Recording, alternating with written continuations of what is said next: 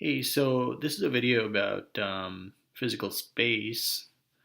Um, I want to actually challenge the assumption that there's a limited amount of space on Earth or any other planet that we will be colonizing. And I'm going to be using a bunch of different, I'm just going to be kind of shedding light on this phenomena from a bunch of different perspectives. So, starting with, if you kind of look at the topology of a planet like ours, we kind of live on the shell.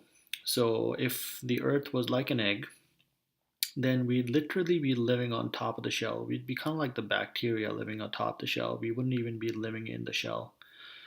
So as you can appreciate, there's a crust, there's a mantle, and a core. There's more layers than that. We're just kind of dumbing it down or simplifying it for the purpose of this demonstration.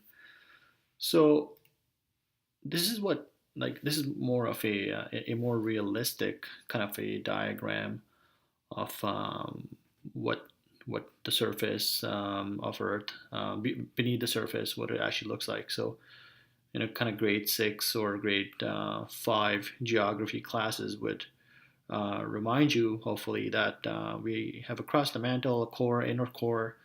It's really what kind of keeps everything intact in terms of the magnetosphere and whatnot, and just keeps things nice and steady. Even though there's a lot of geological activity happening from a whole bunch of perspectives in terms of fluid dynamics. You have beyond what's going on the surface and the oceans in terms of the different currents. You also got things happening in the mantle. There's like currents apparently in the mantle, and I wouldn't be surprised if the same with some of the other layers. But the thing to notice here is that we live here like on top of the crust, so we're not even thinking of penetrating this 30-kilometer zone. Obviously, it's not going to be 30 kilometers across the board. Apparently, the mantle is thinner where the oceans are, which kind of makes rational sense, and they're thicker on the surface where we live. And it's really interesting. You just kind of look at the kind of different mechanisms, how the mantle is structured, and kind of like do a bunch of different search in terms of crust versus lithosphere, which is another component of um, I guess you can call it the different layers of Earth. And then there's the asthenosphere. There's a bunch of different areas. Like I said, there's more than a couple of layers. So you can kind of do the comparison: crust versus scale, mantle, asthenosphere, lithosphere. Just kind of look at it from a bunch of different perspectives in terms of the temperature in the different gradients, and it just kind of gets interesting. Where I'm going with this is, if we kind of start thinking about the cities of the future, which I think we should at this point, because technologies like nanotechnology will mature, nanotechnology, amongst others, will mature in a couple of decades. So we should be mindful of that fact and how we can leverage these technologies in order to be able to power cities and constructs, colonies of the future. So, I mean, a simple Google search is kind of very useful in terms of the ideas and how the different, sorry, artists, I was going to say not scientists, scientists have probably envisioned this too, but different artists all the way from Jacques Franco to like a whole bunch of other individuals have kind of imagined what the cities of the future would look like. And it's not a new idea that we start building beneath the surface because we will have the means and capabilities of actually doing that in the future. And I think this idea will be more and more feasible the more we kind of head out in the future. So there's, as you can appreciate, a whole range of designs as envisioned by the various artists. You kind of get a glimpse of this in popular culture as well. If you kind of anyone who's seen the Matrix series would recall the movie, sorry, recall the underground city called Zion, it, again in the Matrix series, and of course the tunnels or the underground city that was built in the movie Deep Impact. So these are just two of the many examples that I can think of at the top of my head. So coming back to mega engineering projects, obviously to get a city of this size or magnitude, you would need some massive engineering effort. So, however you kind of go about doing that in the future is up for debate. And I think design in this respect, how things or how constructs, how engineering constructs function, become very important. And I don't think it makes sense to just kind of build one massive monolithic structure, whatever it may be, and not think of the intricacies um, when it comes to how this structure will be functioning.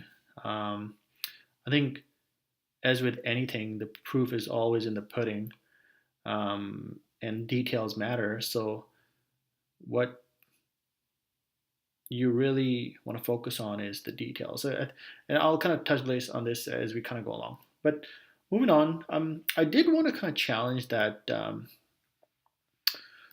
assumption that even we say that Earth is populated, and by some estimates, oh, where is my link? Yeah, I got too many links open. Yeah, so by some estimates, we're gonna need like 10 Earths in order to be able to sustain an earthly population if we are to maintain the standard of living that we do today. And I kind of want to challenge that assumption because if you kind of look at the population, so we're talking about a bunch of different things here, but specific to the population spread, if you kind of look at where the population resides today, it's all contingent on how you look at the data. So most of the Earth's population um, resides in areas like northern India and Southeast Asia, so parts of China and some of the other Southeast Asian countries. And this is a really good website. I just kind of stumbled upon this, the links here. I'm not gonna take time to actually say out the URL, but this is really interesting because you kind of the more you peer at this situation from the perspective of how many people per square kilometer, then the picture changes really quickly. And so it appears that we are more spread out than we are concentrated. And if you are wondering, like me, what a square kilometer would look like, then I kind of found this picture on the internet where a kind of like an area this size is 15 square kilometers. So roughly about this area would be 1 square kilometer. So because you got like 4 in here and then 4 and 4 16, so that's roughly about 1 square kilometer. So if you kind of go back here, so we're talking about 5 people per square kilometer. So that means you have roughly about 5 people living in an area this big, which is a lot of area for 5 people to live in. Because if you kind of factor in just like this part, then you can easily fit a couple of thousand people in there. So again, going back to my original comment, we're more spread out than we're concentrated, and I guess by rethinking that from a design perspective, in a future sense, we're going to be able to kind of optimize that from the perspective of the spread at the very least, and hopefully build that as part and parcel of the design process as well. So moving along, just kind of because we did take a look at the demographics. Sorry again, too many tabs open. So it's what's kind of interesting is these are the most populous kind of regions. So India and China. So just kind of pull that up on the map. So that's first India, and as this is like the part which is like largely kind of really populated right here. It's pretty close to the Himalayas, so I don't think there's an actual correlation under the fact that this is probably the ideal zone. And you kind of get a glimpse of that as well. It just kind of makes sense. Your water is kind of flowing in from the Himalayas in the form of rivers, and obviously most of the cities of the earth are kind of populated around rivers, so that makes rational sense.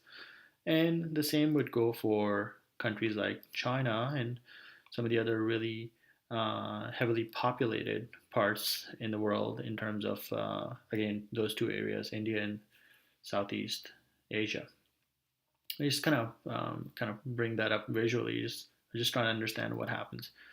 Um, there is something called the it's called the MOHO. Hold on, let me bring that up. MOHO.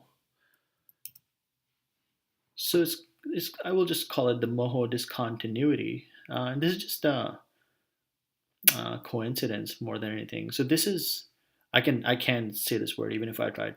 Muravakachik discontinuity. This is basically the boundary between the Earth's crust and the mantle. It's kind of interesting that um, if you kind of look at this area, this is like more populous. But that kind of theory kind of goes to bin because this is Southeast Asia here, and the depth in terms of the Moho depth at the very least is not that great. So, but that was kind of just like an interesting bit right there. Yeah, so just kind of shedding a bit more phenomena on the population density is kind of. I was really curious to see what's going on here and what can we learn from these phenomena at the very least in order to be able to kind of power cities of the future, and same with China. So, moving on, in order to power any city or civilization, you need at the very least two things in terms of the core ingredients. You need a lot of power, and you need materials that you're going to build things with. So materials obviously come in a variety of different forms, and so do the ability for the actual system for them to be able to harness the kind of provision the mechanisms by which they generate energy, whether it's renewables or something else, fusion. So I think that's going to remain. That those problems have to be solved. Energy is going to be an ongoing area of development for humans. I think the switch is looking like it. We're kind of going from fossil based to renewables, and potentially from renewables to something like fusion. Potentially, considering that there's a breakthrough here. There's a bunch of other ways as well. We could harness the abundant power that's available beyond the um, already a lot of sunlight falls on Earth, but if we need it for other bigger projects, we can always kind of put up massive structures in the solar system in order to be able to harness the abundant sunlight in space. Um, what I was thinking was, if we are really going to create cities in the underneath the crust, in the crust, where is that image that I was looking at? So like this part here is like it's a 30-kilometer zone, and if we can somehow create um, sorry, again, too many tabs open. If we can somehow create cities, so what you could do is like you could kind of inject a bubble into the crust. Um, it'd be made out of it would be some advanced mega engineering project. If we can somehow come up with a mechanism in order to be able to do nanotechnology really quickly, that would be one way. Even if not, we could leverage something like 3D printing today in order to be able to um, architect a mechanism like that. We would require a lot of ore for this, so asteroid mining kind of makes sense from that point of view. You can power so many things with something like asteroid mining. Like the list in my mind is literally endless in terms of railway systems and interplanetary. Whoops, excuse me.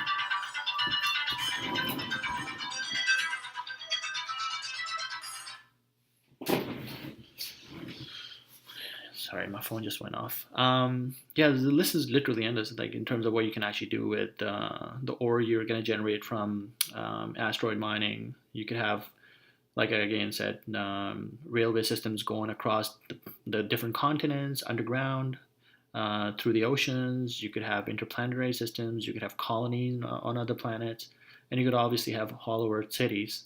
It's a concept that's usually the has so far been the kind of has been largely in the domain of conspiracy theories. There's some conspiracies kind of flying about that there used to be like hollow Earth cities and some.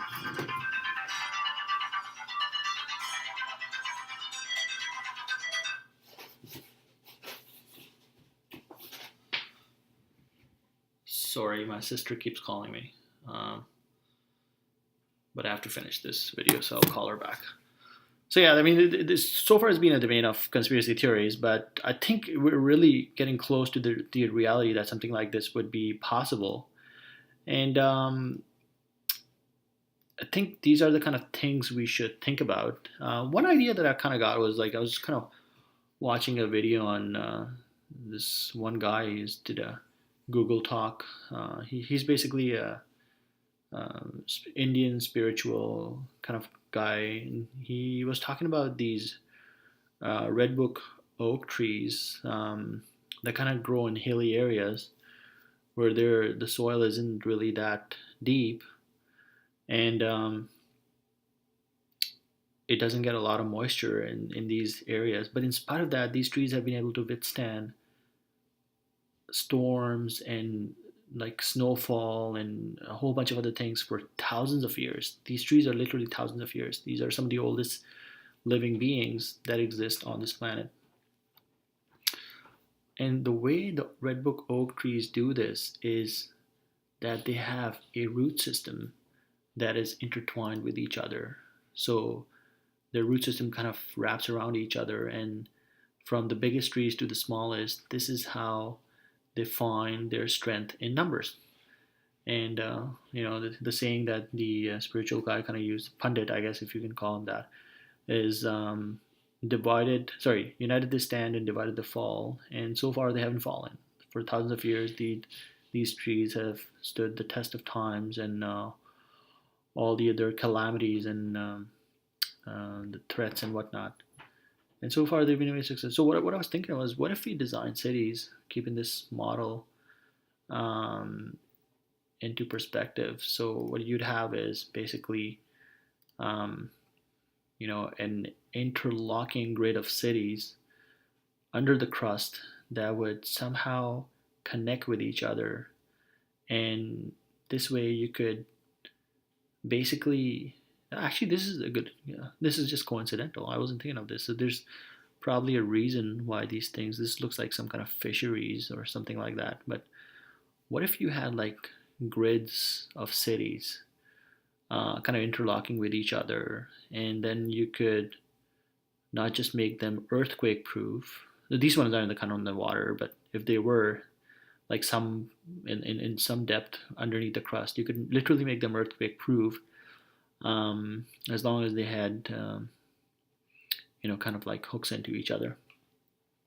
So this is really just I guess a brain. This is definitely a brain dump. I haven't had too time to think about this. Just kind of spend the past 45 minutes to an hour looking at the different, the kind of like the topology, the geology, if you want to call it that, and kind of thinking of ways how we can get over this problem, or this, I guess it's frame of mind where we say we need more surface. We have a lot of surface. We just gotta perhaps build our cities in layers.